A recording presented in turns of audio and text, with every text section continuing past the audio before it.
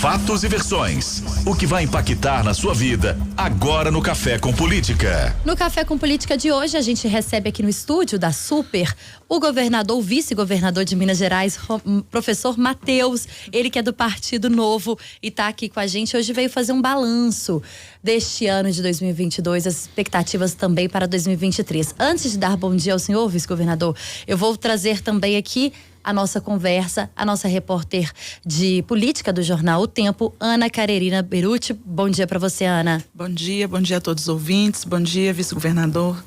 Seja bem-vindo. Muito obrigado sempre. Agora um bom dia oficial para você, professor Matheus. Muito obrigado, Thalita. Bom dia a você, a Ana, aos nossos ouvintes, aqueles que nos acompanham também pelas plataformas digitais da Super.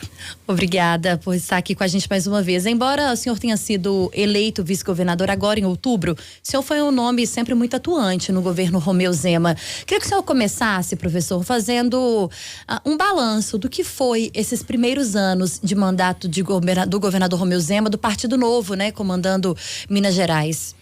Acho que se a gente tivesse que extrair um overview, eu acho que o mais importante que foi feito ao longo desses 4 anos em termos de legado para longo prazo é, sem dúvida, o equilíbrio fiscal, né?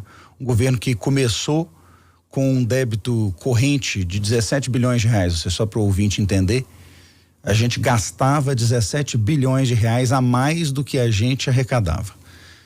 Não se fazia a conta básica de administração do lar para poder gerir o estado de Minas Gerais. E nós conseguimos chegar neste momento a um superávit para esse ano de mais de 1 bilhão de reais, que nos permite começar a voltar a investir em infraestrutura no estado. Os mineiros começaram a ver, e aí você pode falar, Matheus, equilíbrio fiscal não toca na vida das pessoas, mas é por conta disso que nós conseguimos reformar mais de 1.400 escolas. É por conta disso que nós conseguimos colocar mais de 100 mil crianças jovens em cursos técnicos profissionalizantes lá no Trilha de Futuro, com bolsa, não só para estudar, mas também com vale transporte, auxílio alimentação. É por conta disso que nós tivemos o melhor resultado do Sul, Sudeste, Centro-Oeste no combate à pandemia. É também por isso que nós temos mais de 2.000 quilômetros de estrada já em reforma. Então o estado está começando. Conseguimos integrar mais de 4.000 homens às forças militares, mais de 800 à Polícia Civil, mais de 3.000 no sistema prisional, mais de 4.000 viaturas compradas. Então, em cada um dos setores que a gente olha, a gente começa a ver condição de voltar a investir para que Minas Gerais volte a ser um estado de ponta. Não dá para a gente ser a segunda maior economia do país, mas está lá atrás em todos os outros índices. Para isso acontecer, professor Matheus, a gente sabe que o governo planeja, né, e espera que consiga colocar adiante o regime de recuperação fiscal. Como que estão os projetos de agora em diante para isso ser colocado em prática, e como que a gente pode explicar de forma bem didática mesmo para o ouvinte a importância ou não, né, da aprovação desse regime e da colocação em prática dele? O estado de Minas Gerais deve para a União 140 bilhões de reais. São dívidas do passado. Esse governo atual não adquiriu nenhum centavo de dívida. Para ser justo, o último governo também não aumentou a dívida, não. Essa dívida tem que ser paga em parcelas anuais, que somam hoje cerca de 10 bilhões de reais por ano. Nós não temos esse dinheiro. Então, já há 7 anos, essa dívida não é paga. Nós temos uma oportunidade prevista na lei, que é o regime de recuperação, que permite que a gente faça um refinanciamento da dívida. A gente alonga essa dívida para 30 anos e a nossa parcela inicial cai de 10 bilhões de reais para pouco mais de 2 bilhões de reais. Então, para o ouvinte é simples, é uma forma de gerar 7 bilhões e meio de saldo no fluxo financeiro do estado por ano, de forma que a gente consiga fazer o pagamento da dívida sem ter que parar de pagar funcionário ou sem ter que parar de investir. Para isso nós precisamos ainda de aprovação de algumas leis na Assembleia. E, infelizmente, por exemplo, a principal lei do plano de recuperação fiscal, que é a privatização da Codemig, está parada na Assembleia há 2 anos. Eu fico feliz de ver que nós estamos iniciando um novo momento com a Assembleia. E não é só porque nós elegemos deputados que são número suficiente para formar a base do governador no próximo governo. É também porque nós estamos reinaugurando a relação com cada um dos deputados.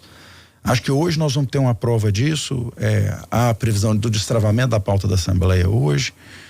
que está travada por um bloqueio nosso, que estamos travando a pauta para obrigar a discussão do regime de recuperação, mas como nós obtivemos vitórias judiciais que garantem para a gente adesão ao regime de recuperação, nos parece que é um momento de reinaugurar a relação, distensionar a relação, para que a gente possa começar o ano votando uma pauta propositiva e importante, com avanços claros no próximo ano para o povo de Minas Gerais. Professor Matheus, o senhor esteve com a gente aqui logo após o resultado no primeiro turno das eleições, né? Quando o governador Romeu Zema foi reeleito, o senhor foi então eleito vice-governador, e o senhor comemorava exatamente o fato, né? De vocês terem conseguido eleger mais deputados que seriam base ao governo. A gente já falou diversas vezes, o senhor já foi o nome do governo Zema para tentar estreitar as relações, na própria Assembleia, mas que a gente vê é talvez uma relação ainda um pouco estremecida. Quando o senhor fala dessa reinauguração dessas relações, isso vale também, por exemplo, para a relação com as prefeituras? A gente viu o governo voltando atrás, se é que a gente pode dizer assim, um pouco no quesito Rodoanel, por exemplo, que foi um tema muito desgastante esse ano para o governo de Minas e para prefeituras, como a Prefeitura de Betim, a Prefeitura de Contagem, por exemplo. Seria uma tentativa também de tentar refazer essas relações, de mostrar que o governo de fato quer conversar com essas prefeituras para achar soluções para o Estado de uma forma geral? Thalita, se por um lado eu acho que com a Assembleia nós tivemos uma relação difícil ao longo dos 4 anos, com as prefeituras eu não vejo essa dificuldade. Nós tivemos mais de 600 prefeitos na campanha do governador engajados pedindo votos. Aliás, eu sempre atribuo o volume de votos no primeiro turno do governador a esse apoio enorme dos prefeitos do interior. Nós estamos falando de um estado que tem 853 municípios, você tem mais de 600 prefeitos. Declaradamente fazendo vídeo de apoio ao governador dos partidos mais variados. Em eventos também oficiais. Em eventos oficiais, nos atos de campanha. Então, assim, muito presente os seus prefeitos no nosso governo. Acho que porque eles foram os primeiros a perceber uma forma diferente do governo lidar com os problemas, quando lá em 2019 o governador pegou a dívida que o antigo governador tinha com as prefeituras, foi para a justiça e fez um parcelamento e pagou. E nunca mais atrasou uma parcela com as prefeituras. Então, acho que as prefeituras entenderam que dá para trabalhar com esse pessoal porque eles cumprem o combinado. Acho que com os deputados nós erramos no tom da conversa em vários momentos e eles também erraram no tom conosco. Então foi um processo de aprendizagem, mas que acho que está efetivamente superado. Eu tenho ido muito à Assembleia nesses últimos 45 dias e tenho tido conversas diárias com deputados que até outro dia a gente considerava que eram adversários ferrenhos do governo. Porque eu acho que tanto para nós quanto para eles não vale a pena ficar carregando a mochila do passado. Nós temos que trabalhar para construir o que Minas está esperando pela frente. Volto a dizer, o destravamento da pauta hoje é uma demonstração disso. Agora, por outro lado, falando de Rodoanel, Rodoanel é uma obra muito importante para a gente e nós sempre fomos muito duros na questão de não adiar o Rodoanel. Pelo mesmo motivo que nós somos duros na questão de não adiar o metrô, que tem de ser licitado amanhã em São Paulo. Falar, tem problemas, a gente pode até corrigir problemas que existam, mas nós não podemos parar os investimentos que precisam ser feitos. Só para a gente ter uma ideia, desde que o projeto do Rodoanel foi apresentado, já morreram mais 96 pessoas em acidentes no anel rodoviário de Belo Horizonte. Então isso mostra que cada pequeno atraso que a gente tem, vidas se perdem ali e é por isso que nós somos muito duros na data de pôr na rua. Isso não significa não conversar com os municípios sobre adequações que sejam necessárias. Até porque o anel começa a ser construído pelo eixo norte, não é? O eixo norte é o eixo Caeté 040, sentido Sete Lagoas. Então, esse eixo é um eixo onde não há dúvida de traçado. O eixo sul é o eixo mais complicado do ponto de vista ambiental, mas que parece estar com o problema resolvido, que é o eixo da chegada lá na 040. Nós, depois de conversar muito com as entidades ambientais, chegamos à conclusão que é melhor ele passar mais perto do barreiro do que passar por dentro da serra, onde haveriam túneis, e há uma preocupação de que isso pudesse ter algum tipo de impacto ambiental. E aí a gente tem o eixo oeste, que é onde a gente ainda tem alguma dúvida sobre traçado, porque ele corta as manchas metropolitanas tanto de Contagem quanto de Betim, mas tem certeza que nós vamos chegar num desenho de anel que atenda às prefeituras, mas especialmente consiga acabar com o perigo do anel rodoviário de Belo Horizonte, que vai se transformar numa avenida expressa. Essa questão do metrô nos remete aí à relação do governo de Minas com o governo federal. A gente tem aí pedidos do PT, do próprio Geraldo Alckmin, o vice-presidente eleito, para tentar suspender o leilão que está previsto para acontecer amanhã. O PT perdeu esse pedido na justiça. Enfim, como que o governo de Minas vai se relacionar com o governo federal nesse quesito? Ana, foram 3 ações judiciais. Nós ganhamos as 3 até agora. E obtivemos ontem um avanço muito importante. O vice-presidente Geraldo Alckmin anunciou publicamente e mandou uma correspondência ao governo dizendo que não há pedido da transição para a suspensão da licitação do metrô. E que, se por acaso algum entendimento se desse de forma diferente, ele estava esclarecendo que o pedido de suspensão era sobre o SEASA. Então, para nós, se foi equívoco de leitura ou não, para nós isso é uma tranquilidade, porque nós estamos há uma semana lutando diariamente o dia inteiro para garantir que não fosse suspendido o leilão. E aí, para o ouvinte entender, é uma coisa curiosa, porque essa obra não é nossa, essa obra é do governo federal, que está colocando 2,8 bilhões de reais no metrô, e nós, porque a gente acha que Belo Horizonte merece um metrô melhor, estamos colocando 440 milhões de reais num equipamento que nem é nosso, eu volto a dizer, um equipamento do governo federal para atender uma cidade, uma região metropolitana.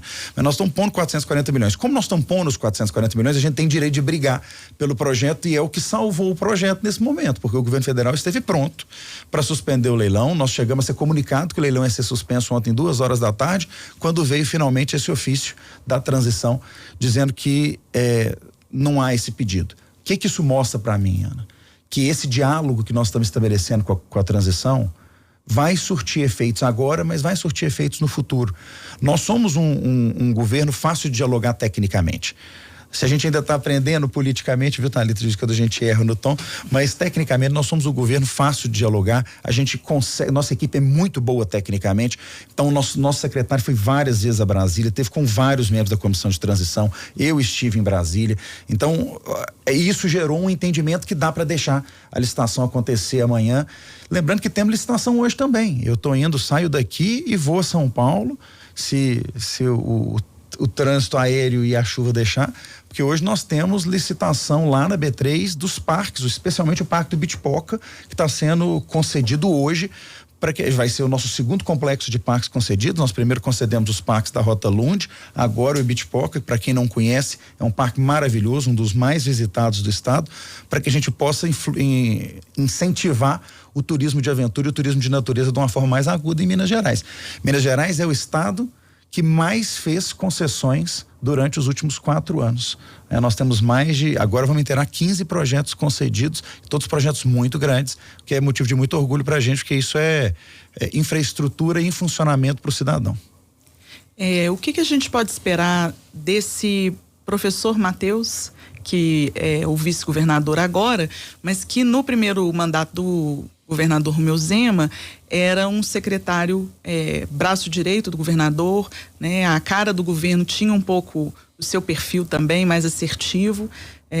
A gente vai esperar um vice mais discreto, como é de costume, ou a gente espera um vice tão assertivo quanto no primeiro mandato? É curioso, eu estava vendo outro dia aquele quadro de vocês 3x3, é isso? Sim. E aí estavam lá falando que ia ter uma versão Matheus Paz e Amor, né? Assim, é uma nova versão minha. Agora disse que eu tô mais calmo, mais tranquilo. Eu acho que é difícil tirar de mim o tom mais enérgico, né? Eu sou muito duro com as coisas. Eu prefiro pedir desculpa do que pedir licença na gestão pública, porque na gestão pública, enquanto você pede licença, o mandato acaba e nada foi feito. Então, eu tenho um tom mais duro. Acho que meu papel não muda, o governador até repetiu isso numa reunião de secretários essa semana, a gestão do secretariado é sempre direta dos projetos pequenos, do dia a dia, sempre foi feita por mim e acredito que vai continuar sendo feita por mim. O governador cuida dos nossos grandes projetos estratégicos, então o dia a dia das secretarias acredito que continue passando por mim, o que significa que nós vamos continuar tendo velocidade. Estou tentando ganhar um pouco mais de tranquilidade para que as pessoas não tenham uma impressão tão pesada de mim, mas quem me conhece mais de perto sabe que eu não sou de difícil diálogo, eu só não gosto de demora. E infelizmente o ambiente público é um ambiente que está muito acostumado a protelar as decisões. Tem coisas que me matam, por exemplo. Nós assinamos essa semana, vamos assinar essa semana ainda, antes do Natal, as obras, os contratos para as reformas de 3 dos nossos hospitais regionais. Já tem 2 assinados, vamos assinar mais 3, vai ficar faltando só Juiz de Fora. Mas é um negócio que me mata, porque nós temos recurso para essas obras desde que eu consegui, junto com a equipe do governo, fechar o acordo de Brumadinho lá em fevereiro de 2020. De 2021, perdão. Então nós estamos há 2 anos pelejando para conseguir assinar os contratos. Por que não conseguiu assinar antes? Porque tudo na administração pública é lento. A gente tinha que pegar os imóveis que estão com os municípios, aí tem que aprovar na Câmara. Aí o pessoal vai vendo e fala, Matheus é muito bravo. Ele é bravo mesmo, mas é porque se a gente não for bravo no governo, a gente não sai do outro lado, não. Professor Matheus, ainda em relação às relações, né, que a gente falava há pouco, o senhor falava sobre a reconstrução dessas relações com os deputados. É uma estratégia também, de alguma forma, do Partido Novo que, embora tenha conseguido reeleger o governador Romeu Zema e o senhor, né, 2 pessoas que integram o Partido Novo para o governo do estado, teve um desempenho muito abaixo daquilo que era esperado. A gente também já falou sobre isso aqui com o senhor. Recebemos pessoas daqui que integram o Partido Novo aqui ao longo desses últimos 2 meses, e o sentimento que todo mundo tem é de fato esse reconhecimento que o Partido Novo teve um desempenho muito abaixo. É também uma estratégia ter ao lado deputados exatamente por esse desempenho ruim, digamos assim? Eu acho que nós teríamos que ter mais deputados conosco, independentemente do desempenho do Novo, porque a gente nunca conseguiria chegar aos 2/3 que a gente precisa para emendas constitucionais. Mas eu acho que a mudança de tom é uma forma mais construtiva. Vem, 1, do amadurecimento, 2, do aprendizado gerado pela derrota que nós sofremos do ponto de vista de eleições proporcionais nacionalmente nessa eleição. O Novo é hoje um partido com 1/3 dos mandatários federais que tinha na última legislatura. O que isso significa? Bom, que para o eleitor, aparentemente, na direita só existe o bolsonarismo e na esquerda, bom, esse não é o espectro do Novo. Então, nós, como não bolsonaristas, parece que perdemos em algum momento a condição de estar representando o interesse do brasileiro de direita ou do brasileiro conservador ou liberal, dependendo de como a gente quiser classificá-lo. Acho que nós temos um desafio de mostrar que nós somos uma alternativa refletida, racional, técnica à esquerda no Brasil. Acho que Minas Gerais é um farol nisso, né? Os americanos chamam de beacon, né? Isso, né? Você ilumina dizendo, eu tô aqui, é possível fazer de outra forma. Acho que o reconhecimento ao governador Romeu Zema é uma prova disso, mas é interessante. O Novo sofreu um descolamento da imagem do governador, da imagem do próprio partido. O governador hoje é obviamente muito maior do que o partido nacionalmente, mas ele, como reconhece a importância da plataforma, do Novo como uma estrutura importante, porque não tem vários dos vícios da prática política tradicional, vai ser importante nessa reconstrução. Tá junto com outros partidos é um aprendizado e uma necessidade. Isso não vai mudar nunca mais, porque para nós está claro que não tem jeito de governar, estar no executivo, se a gente fecha a porta para outros partidos que pensem, pelo menos na maior parte das vezes, como a gente. A gente pode discordar em pontos, mas se a gente não discutir com essas pessoas, o que a gente consegue aprovar numa Assembleia Legislativa que tem 20 partidos lá dentro?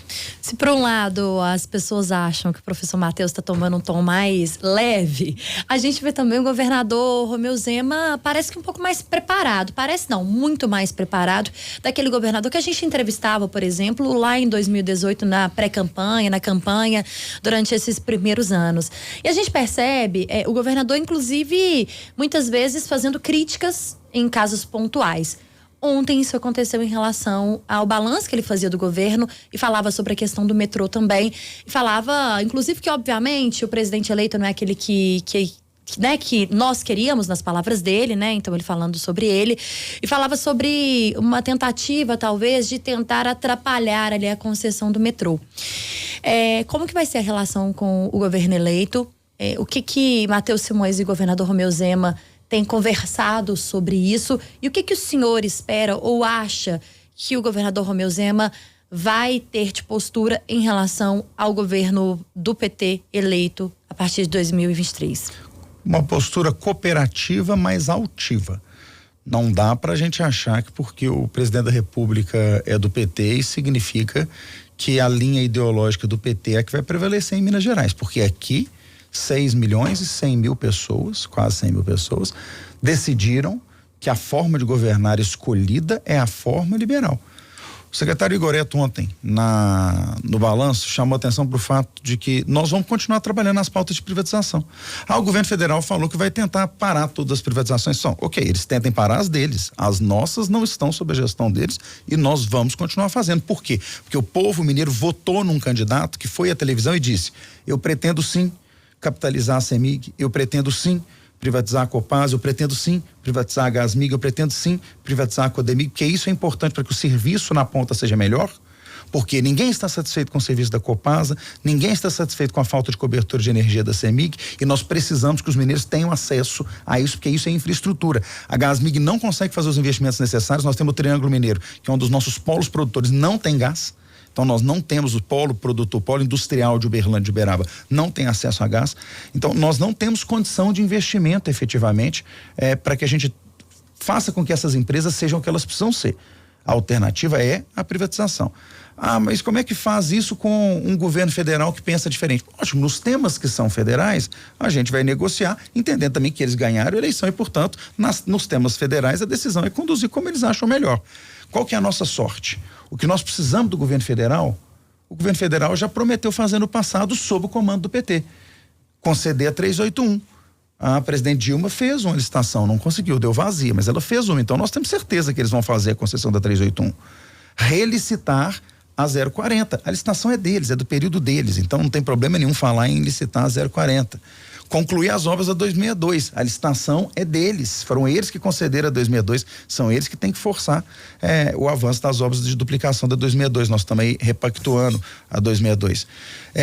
E mesmo o Ceasa que pediram para parar, Thalita, um negócio, não vou dizer que me irrita, não, é um pedaço do Mateus antigo, Thalita, surgindo assim, entender?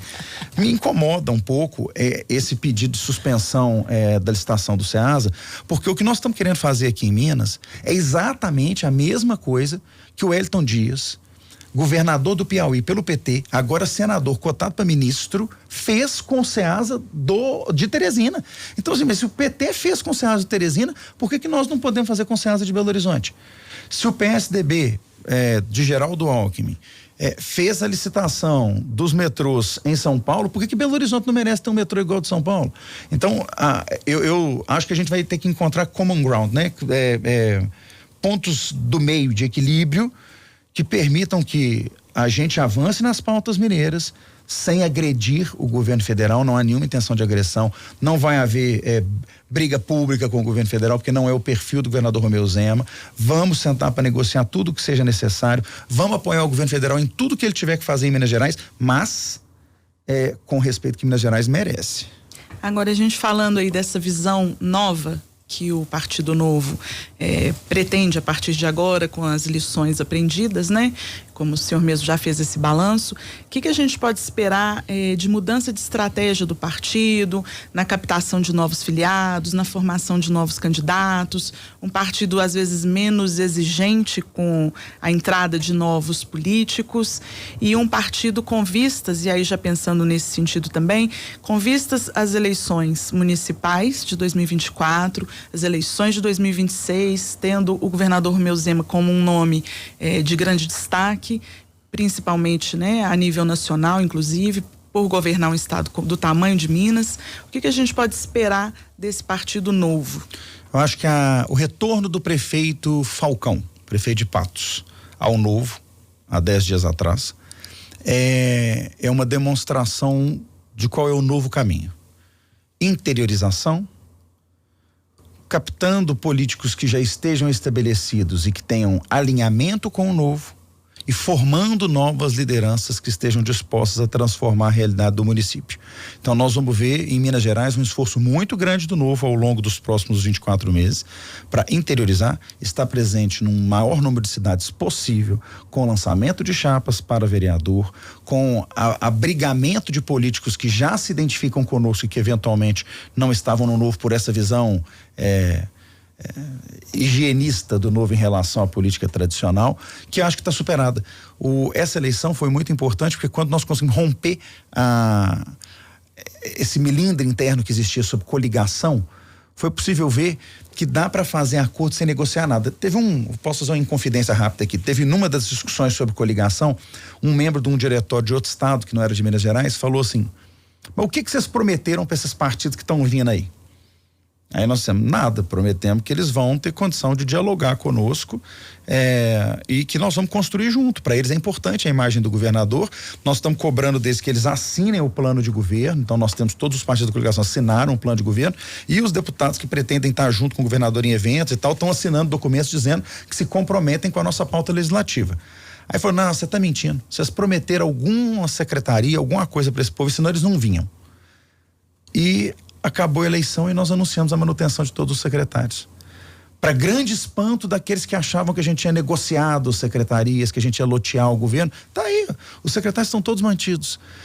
Para mostrar que é possível, e aí eu acho que isso é um avanço para o novo. É possível dialogar com a política tradicional em termos melhores, desde que você estabeleça os termos. Fala: olha, gente, nós podemos negociar, tá junto, mas vamos combinar aqui.